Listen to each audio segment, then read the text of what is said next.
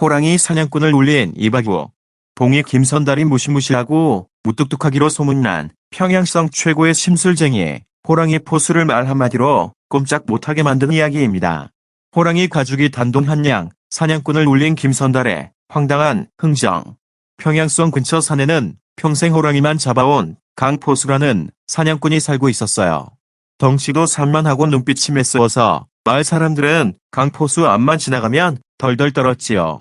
게다가 성격이 얼마나 까칠한지 자기가 잡은 동물 가죽을 시장에서 엄청나게 비싼 값에만 팔았답니다.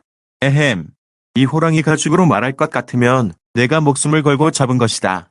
돈이 없으면 쳐다보지도 마라. 이 모습을 본 김선달이 그냥 지나칠 리 없겠죠? 김선달은 강포수의 콧대를 꺾어주기 위해 살금살금 다가갔습니다. 이 호랑이 가죽 제가 사겠습니다. 김선달은 주머니에서 딱 황금 한 양인 당시로는 아주 적은 돈을 꺼내 강포수 앞에 툭 던졌어요. 강형, 그 멋진 호랑이 가죽 내가 이 한 양에 사겠소. 강포수는 기가 막혀서 콧방귀를 뀌었어요. 이봐, 김선달, 장난치지 마라. 이 가죽은 최소한 황금 100냥은 받아야 해. 한 양이라니 내 총알 값도 안 나온다. 그러자 김선달이 씩 웃으며 말했지요. 강형, 진정하시오. 내가 지금 당장 이 가죽을 달라는 게 아니요. 앞으로 강형이 사냥할 진짜 호랑이 가죽을 미리 예약하는 뜻으로 한 양을 주는 것이요. 어차피 아직 잡지도 않은 호랑이인데 한 양이면 공돈이나 다름없지 않소. 강포수는 머리를 굴려보았어요. 어차피 산속에 널린 게 호랑이인데 아직 잡지도 않은 녀석을 한 양에 예약하겠다니 이득이잖아. 강포수는 덥석 한 양을 챙기며 계약서에 도장을 쿵 찍어 주었습니다. 산에 가시면 안 됩니다. 고객님, 다음 날 아침 강포수는 평소처럼 호랑이를 잡으려고 총을 메고 산으로 향했어요. 그런데 산길 입구에 김선달이 돗자리를 깔고 누워있다가 강포수를 가로막는 게 아니겠어요? 강형, 어디 가시는 게요? 어디 가긴 호랑이 잡으러 산에 가지. 그러자 김선달이 벌떡 일어나 강포수의 총을 붙잡으며 소리쳤습니다. 안 됩니다. 절대 안 됩니다. 산에 가시면 제 재산을 망가뜨리는 것입니다. 김선달의 기막힌 억지 논리. 강포수는 황당해서 눈을 크게 떴어요. 내 총으로 내가 호랑이를 잡겠다는데 왜 내 재산이 망가져? 김선달은 어제 쓴 계약서를 꺼내 들고 당당하게 외쳤습니다. 생각해보시오. 강형이 산에 가서 호랑이에게 총을 빵 쏘면 호랑이 가죽에 구멍이 뻥 뚫릴 것 아닙니까? 그 호랑이 가죽은 이미 어제 제가 돈을 내고 산 제 물건입니다. 제 허락도 없이 제 호랑이 가죽에 구멍을 내서 가치를 떨어뜨리다니요. 절대 총을 쏘면 안 됩니다. 그럼 화살로 잡으면 되잖아. 강포수가 다급하게 외쳤어요. 화살도 구멍이 나니 안 됩니다. 그럼 함정을 파서 잡으면 함정에 빠지면 호랑이가 다쳐서 가죽에 상처가 나니 절대 안 됩니다. 털 한 가닥도 상하면 안 되는 호랑이.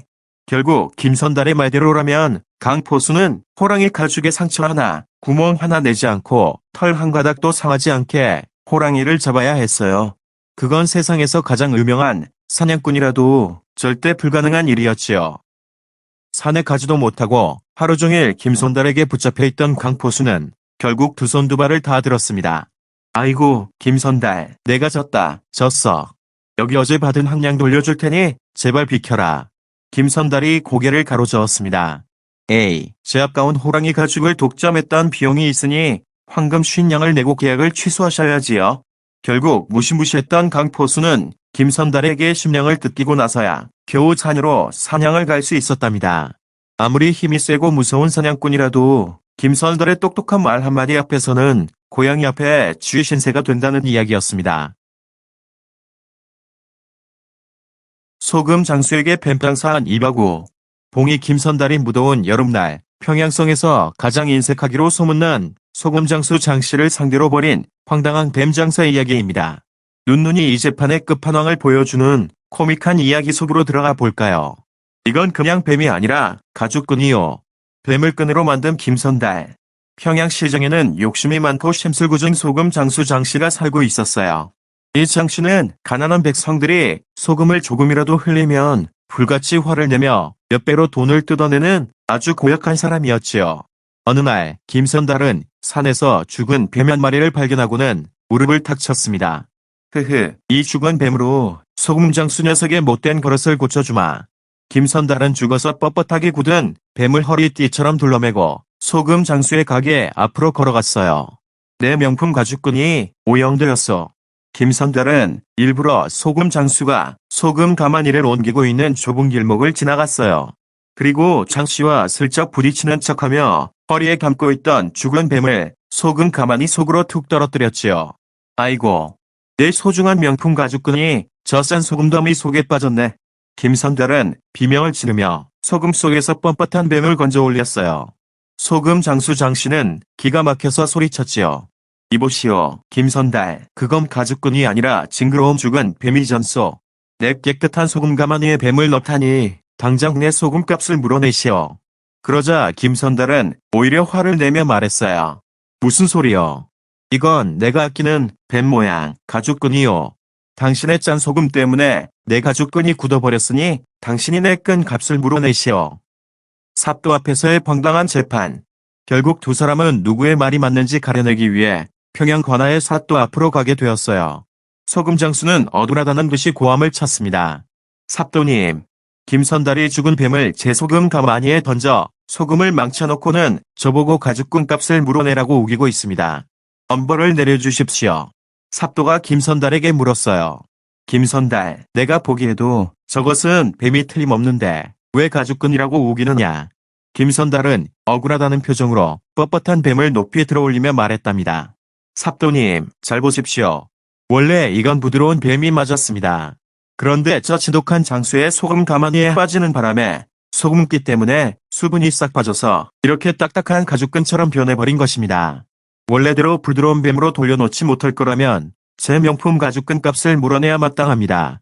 소금 장수의 완벽한 KO. 삽도는 김선달의 엉뚱하면서도 논리적인 말장난에 웃음이 터질 뻔했어요. 삽도는 소금 장수를 엄하게 바라보며 판결을 내렸습니다. 듣고 보니 그렇구나.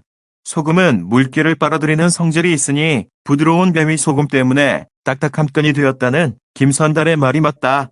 소금 장수는 당장 저 딱딱해진 끈을 원래의 부드러운 뱀으로 되돌려 놓든가 아니면 김선달에게 가죽끈, 갑, 황금 20냥을 물어줘라. 네. 죽은 뱀을 어떻게 다시 부드럽게 만듭니까요? 소금 장수는 울고불고 매달렸지만 삭도의 판결을 바꿀 수는 없었지요. 결국 소금 장수 장씨는 눈물을 찔끔 흘리며 김선달에게 황금 20냥을 바쳐야 했답니다. 김선달은 그 돈을 받아 평양성 안의 가난한 아이들에게 맛있는 떡을 배불리 먹였고 소금 장수는 그 뒤로 무서워서라도 백성들에게 소금으로 억제를 부리지 못했다고 합니다. 한양의 포목상에 비단 장사한 이박우. 봉이 김선달이 욕심 많고 계산이 빠른 한양의 포목상 사장님들을 상대로 벌인 기발한 비단 장사 이야기입니다. 가만히 앉아서 한양의 최고급 비단을 몽땅 차지한 김선달의 전설적인 가에 속으로 들어가 볼까요? 이 비단으로 평양성 전체를 덮겠소. 눈동자로 길이를 잰 김선달. 봉이 김선달의 명성이 대동강을 넘어 한양까지 자자해지자 한양에서 제일 큰 포목점을 운영하는 정 사장은 코웃음을 쳤어요. 평양의 김선달이 아무리 똑똑한데 장사의 신인 나를 속일 수 있겠느냐. 내 이번에 평양에 내려가 그 코를 납작하게 만들어주마. 정 사장은 값비싼 최고급 비단들을 마차에 가득 싣고 평양시장으로 당당하게 찾아왔습니다. 사장님, 비단 한 줌만 파십시오. 김선달은 정 사장이 평양 백성들에게 비단을 비싸게 팔며 거드름을 피우는 모습을 가만히 지켜보았어요. 그리고는 돈이 없어 절망하는 백성들을 대신해 정 사장 앞으로 걸어갔지요. 아이고, 한양에서 오신 정 사장님, 비단이 정말 눈이 부시게 아름답습니다. 제가 이 비단을 사고 싶은데 돈이 부족하여 많이는 못 사고 딱 한 눈만큼만 사고 싶습니다. 정 사장은 고개를 갸웃했어요. 옛날에는 비단의 길이를 잴 때 솜치수나 눈대중을 쓰기도 했거든요. 한눈, 그게 얼마큼의 길이를 말하는 건가? 김선달이 진지하게 말했습니다. 제 왼쪽 눈동자 크기만큼의 길이를 말합니다.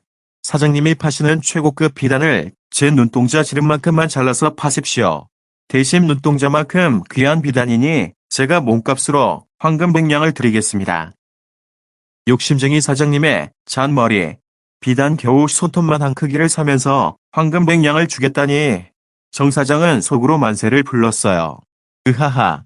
김선달 이 멍청한 녀석. 눈동자 크기라 해봤자 손가락 한마디도 안 되는데 거기에 황금백냥을 태워 오늘 내가 횡재했구나. 정 사장은 얼른 계약서에 도장을 쾅 찍었습니다. 좋다. 계약 성립이다. 자, 당장 자네 눈동자 크기를 재서 비단을 잘라줄 테니 대보아라. 그러자 김선달이 씩 웃음에 옷자락을 걷어붙였습니다. 아, 사장님, 제 왼쪽 눈동자는 지금 여기에 없습니다. 제 왼쪽 눈동자는 지금 고향집 안방에 있는 제 아내의 눈에 깊이 박혀 있습니다. 제 눈은 아내를 처음 본 순간 그 마음에 폭 빠져버렸거든요. 평양성을 다덮은 비단의 정체. 정 사장은 정신이 아득해졌어요. 김선달이 말한 한눈은 얼굴에 있는 눈이 아니라 겨울에 내리는 하얀 눈이었던 거예요.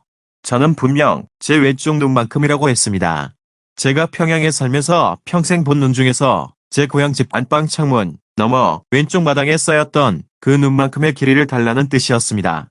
자, 어서 계약서대로 평양성 전체를 뒤덮었던 그 겨울 눈의 길이만큼 비단을 끊어주십시오. 정 사장은 소리를 질렀어요.